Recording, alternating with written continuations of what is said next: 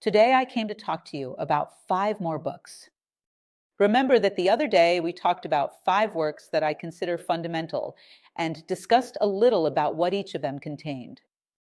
And I still owe you these 5 more. There are many lists of the most read books of the moment, lists of books you must read before you die.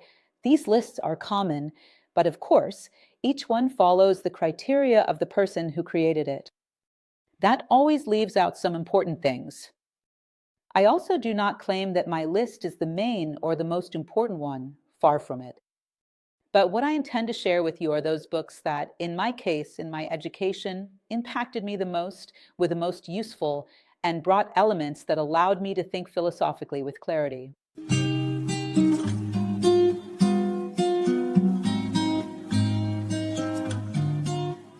So, shall we go? Let's get to know these works, some tips about what they're like, what you will find inside them, and how they can be useful for your life. I would start with a Platonic dialogue, which is the Republic. Of all the Platonic dialogues, I would definitely say this one is the most relevant, the most important, due to the number of useful reflections and the amount of concepts it elucidates.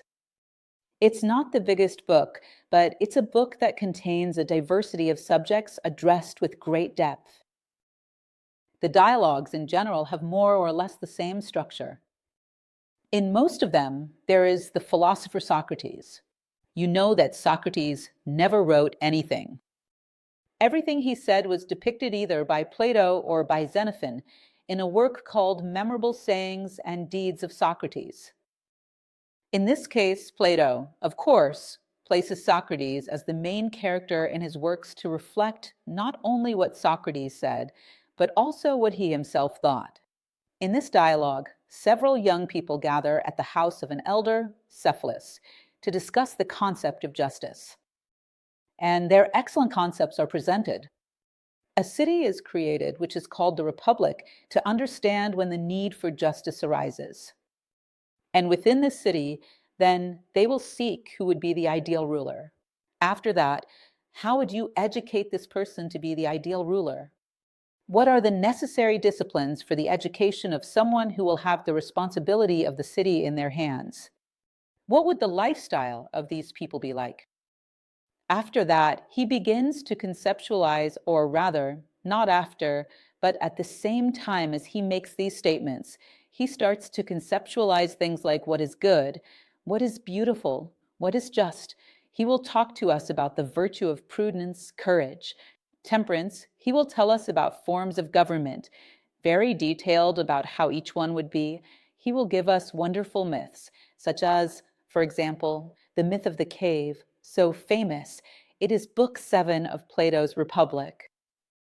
The myth of air, which provides a very interesting vision of what the afterlife would be like in the Platonic view.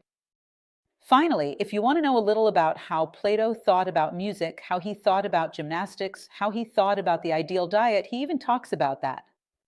It's a very comprehensive book with very interesting tips on how to position ourselves in life if we want to achieve a just society and a just human being, and presents us with a timeless concept of justice, which you will have to reach by reading the book. I hope you all enjoy it. It's going to be very interesting. It's a very interesting journey. I recommend don't be alarmed at first, because the form of the dialogue is a bit new for us. We are not used to reading a book entirely in dialogues. This is not so common.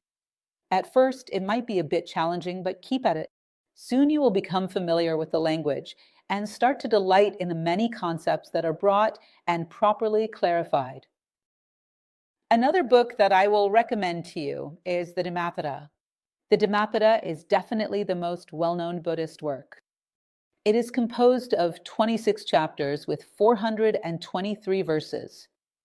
He comes from the Kanampali Theravada, meaning it is also one of the oldest works available on Buddhism. And secondly, it is said to contain maxims, verses, maxims of teachings, which were spoken by Buddha himself. Some of these teachings are memorable. In fact, all of them have great value. And they're all basically of moral content. It talks about ethics, about how to live in an appropriate way. We have, for example, at the beginning, a chapter called DHAMMAPADA, which are the twin verses, where he always places a pair of verses discussing what is desirable and what is not desirable. One of them is very famous, which goes as follows: more than 1,000 meaningless words, a single word that brings comfort to the listener is worth more. I find this thought memorable. More than 1,000 words, a single word that brings comfort to those who hear it. The importance of finding in our lives that word that makes a difference for the world, for others. The importance of not leaving the world in vain, not leaving the world without having spoken our sacred word, which brings comfort to those who hear it. And many other phrases, 423 memorable phrases that provide a great life lesson. I recommend you get to know this book. It's an excellent book to have as a bedside book. And since the maxims don't follow a very strict order, you can read them in sequence, or you can open arbitrarily and read a few maxims every day in the morning, for example. I always recommend having a good book on your bedside table so that when you get up, you read an inspiring phrase. And this book is perfect for that. They are phrases, all of them, very beautiful and very inspiring. According to what is said coming from Siddhartha Gautama himself, the Buddha, highly recommended this book. What else would I like to recommend? It couldn't be anything other than the KYBALION. KYBALION, everyone knows it's a book written in the 20th century, 1908, based on Egyptian teachings, especially the Emerald Tablet and also the Corpus Hermeticum. Those who know my lectures know that I've already talked a little about both here and on Acropolis Play, our streaming platform. I've already talked about the Emerald Tablet, about hermetic bodies. And taking a bit from these two elements, sentences are created and commented on in this book. The book simply deals with 7 laws. 7 laws that, according to the Egyptians, would order the entire manifested universe, from the movement of the stars to how you will live today. The entire universe would be governed by these 7 laws applied on different scales of size and time. They are super inspiring. And as you keep observing, you realize how vast they are, how they are truly capable of covering very broad realities of life. For example, the first law, the first principle, which is the principle of mentalism. The whole is mind, the universe is mental. In other words, everything comes from a subtle plane, a plane of ideas. What you will experience tomorrow comes from the realm of ideas you nurture today. From your thoughts today, your tomorrow is born. The responsibility we must have with our ideas, with the control of the mind. Inner life is control of the mind. It's one of the fundamental elements for us to understand. Everything in the world is a trace of divine or human thought. Everything comes from the realm of ideas. And many other laws, but 6 laws beyond this one, explaining in detail how life behaves, in such a way that you, by understanding them, can cover a large part of the events in your life. Perceive when we are aligned and misaligned with these laws, and how we suffer consequences when we misalign with these laws by not being consistent with nature, as the Stoics would say. So it's really worth reading the KYBALION. I have a book called To Understand the KYBALION. If you are interested in clarifying more details, making comparisons with other traditions, or learning more deeply, I also recommend reading Para and Tender O KYBALION. It complements the reading of the KYBALION very well. This one, too, I'm sure will be a remarkable book in your lives. The laws are so simple, so logical, they make so much sense. I even gave a lecture talking about the laws of the KYBALION, seen through my window. In other words, only by showing practical life examples related to each of the 7 laws. For those who are interested, it's also on our YouTube.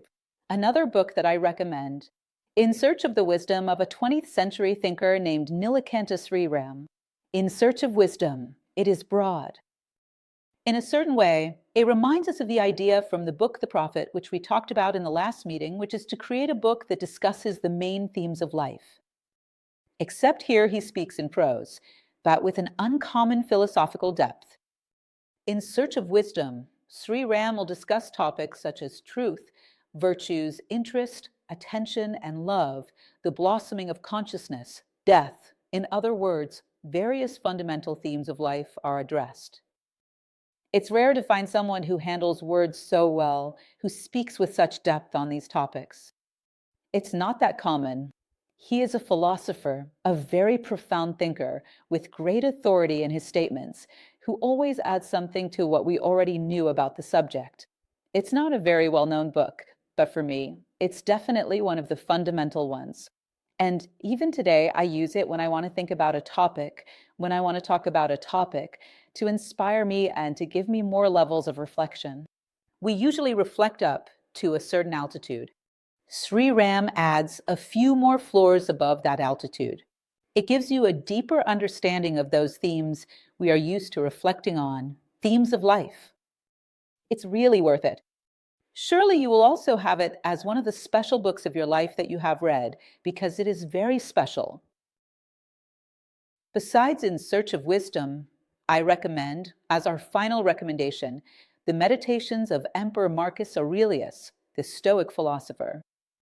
The only book he left written, which initially didn't even have this name, Meditations, are reflections he made between one battle and another. When he lowered his tent, he wrote reflections, morals for himself, as if he were urging himself to follow certain lines of behavior, thought, action, all very inspiring. This book is now very well known and highly regarded by many great thinkers due to the importance it holds. It is a very suitable moral guidance for man to position himself before life, so that he understands how he should consider the facts of life in order to respond appropriately. Given by one of the greatest Stoic philosophers in history. He, along with Seneca and Epictetus, forms the brilliant triad of Stoicism, the one that left us some written material, the one from which we can know something. And these meditations, then, are as inspiring for us as they were, in their time, inspiring for their creator. It's really worth it. There is that maxim that I use so much in my lectures. He says, "Nothing happens to man that is not proper to man. Therefore, nothing happens to Lucia that is not inherent to Lucia. Things come into our lives attracted by our need for experience.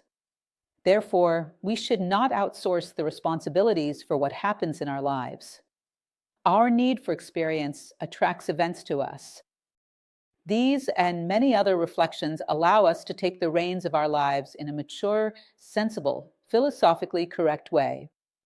I highly recommend it. I believe that all these 5 books are excellent bedside books. Although I am aware that I am stacking a pile of books on your bedside, the fact is that they are truly inspiring books. They are reference works. At least for me, I consider them that way. I highly recommend reading it to you. I won't recommend editions because there are many and I wouldn't know for sure. Since I don't know them all, I wouldn't be able to say with certainty which is the best. But I'm sure you will know how to choose a suitable edition and will have a great read.